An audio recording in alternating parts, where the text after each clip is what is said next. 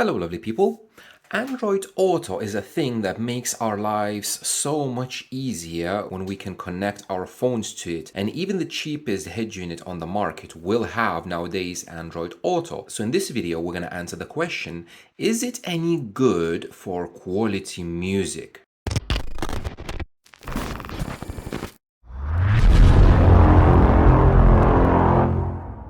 Now, I will be performing this test on a Toto S8 Ultra. It is top of the range from a Toto, and I think these conclusions can be generalized for any Android head unit just because Android Auto runs on the same protocols in all the units. So I think it's safe to assume that we can expect exactly the same quality from any Android head unit device. The limiting factor obviously is going to be your RCAs or whatever other output you're going to be using. So let me explain a little bit about the setup, what are we testing and how are we testing. In order to test how the Android Auto performs audio quality wise or SQ wise, we need to compare it with something. So we will be comparing 4 different options of this head unit. Option number 1 is run music from a USB stick or micro SD card, basically run it from the internal memory of the device. Option number 2 is gonna be Bluetooth, just a simple Bluetooth connection between the phone and the head unit. Now this head unit has a aptX HD codec.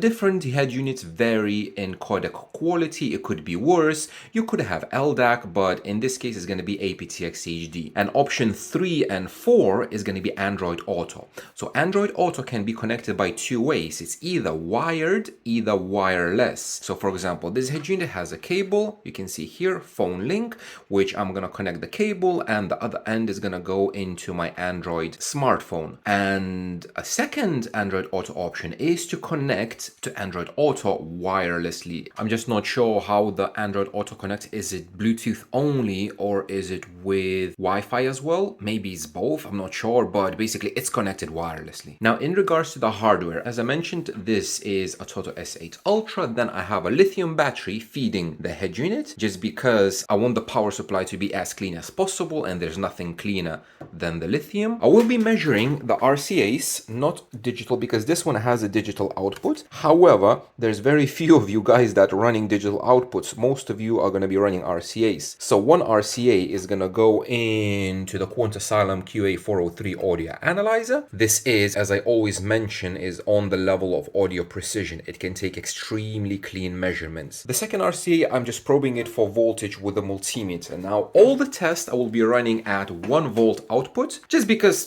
why not? It's just a random number. And I will be measuring everything with REW and I can see all the spectrum and everything. So I did made 4 files, which is a 1 kilohertz sine tone, a 60 hertz and 7K intermodulation, 17 and 18K intermodulation, and just a sweep all the way up from 20 to 96 kilohertz. So let me very quickly demonstrate. Now the head unit is connected to the phone via Android Auto wirelessly. So you can see the cable is just there and I do have Android Auto. Now if I'm gonna go into the internal memory, here's a USB stick, which is this one. I'm gonna just select this 1 kilohertz sine tone, so all wave files. You can see here it shows 24-bit 48 kilohertz. So it is a quality file. Now if I'm gonna go to REW, just reset it. This is my measurement. This just shut off, so let's check.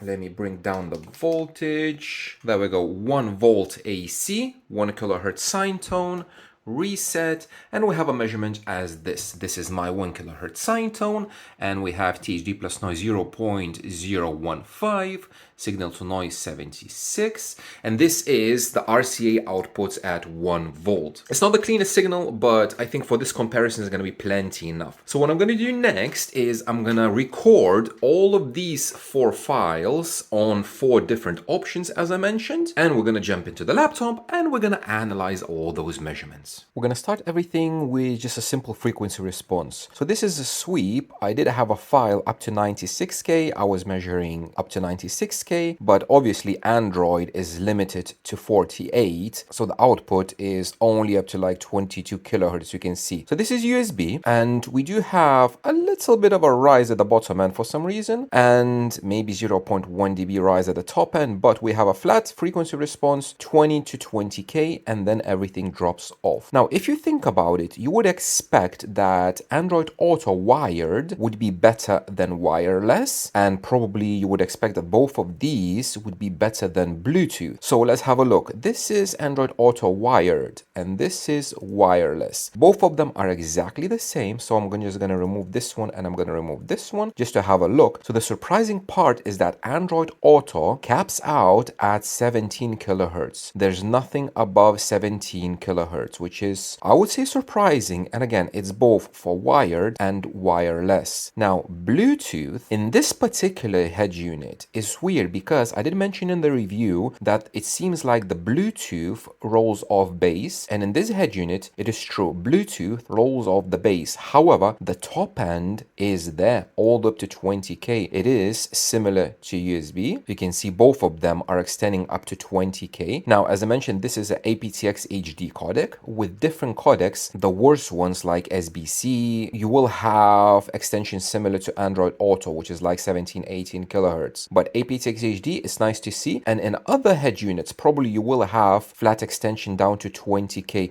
It's just this Atoto is weird. So we can say from frequency response point of view, Android Auto is much worse even than normal simple Bluetooth, just because it plays up to 17 kilohertz. Now, yes, you might not hear above 16K, but objectively looking at the measurements, Android Auto is much worse. Now let's have a look at 1 kilohertz spectrum. This is 1 kilohertz playing all over USB. From a flash drive, you can see there's no harmonics, 2020, there's nothing, very, very clean signal. Android Auto wired will give you this peak at -64, which I have no idea what it is, but it is there and it's really bad. Android Auto wireless is slightly worse, kind of the same, but slightly worse. And Bluetooth, if I'm going to remove this one, Bluetooth, again, is clean. It's just you have a few harmonics. So again, Bluetooth is cleaner than Android Auto wired or wireless. And this aptX HD Bluetooth is kind of similar to USB. It's just you have a little bit more noise as typical with Bluetooth, and you have a few harmonics here and there, but they are -77, so it's fine. It is surprising that Android Auto does this random thing. Don't know what that is, but it's not good at all. If we have a look at some actual numbers, on USB you have THD 0.015, which is low and typical for RCAs. Wired 0.019, so it's just a very little increase because this doesn't count as THD, because THD is total harmonic distortion, which is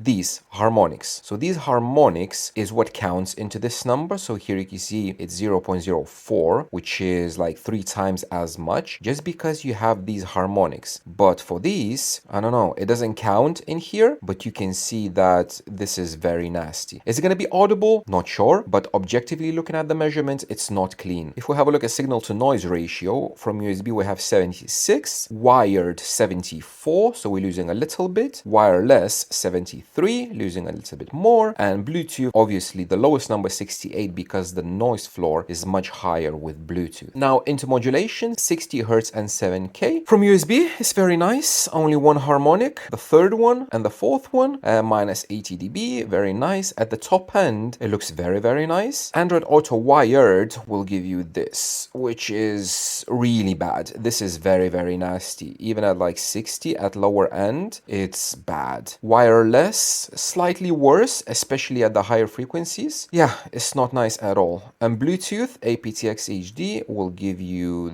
this, which again gives you much higher floor noise if we compare to USB, and a few more harmonics. But we can say that especially for high frequencies here, and even the lower, Bluetooth is better than Android Auto. Surprising, but there you go. And the last one is 18 and 20 kilohertz tone, which has these. From USB, we have barely any harmonics, -95 dB, very, very clean high frequencies. aptX HD Bluetooth will give you this. So with Bluetooth, we always have loads of noise in the higher frequencies, and it's very typical for all the Bluetooth codecs. But it's still, well, -63, so it's not terrible, but it's bad. Again, higher floor noise, and yeah. However, I cannot compare Android Auto because Android Auto doesn't play 18 and 20 kilohertz sine tones. This is on DBR scale, that's why it's up. But if I'm gonna do this scale and we're gonna put like USB, so you see USB here, Android Auto wired and wireless both are the same, and Bluetooth is this. Just because, again, Android Auto does not play above 17 kilohertz, so you cannot measure those intermodulation distortions. So to summarize, if your head unit has something like aptX HD, you will benefit more from running Bluetooth directly to the head unit rather than doing Android Auto. If you have codecs such as AAC or SBC, you have to look in the specs of the head unit. Then the performance is going to be very comparable to Android Auto. So you will win in convenience because Android Auto is more convenient. But from all of these measurements, probably you picked up that Android Auto for SQ, for listening music, is a big no-no. A much better option would be, I don't know, maybe find a $50 streamer that does aptX HD all LDAC, or run it digitally directly from your phone and not to use Android Auto. But if you have a head unit, the cleanest signal always gonna be a USB stick. So I hope that this helps. Check out the specs on your particular head unit, whatever you have. And that's it. Thank you very much for watching, guys. I will see you in the next one.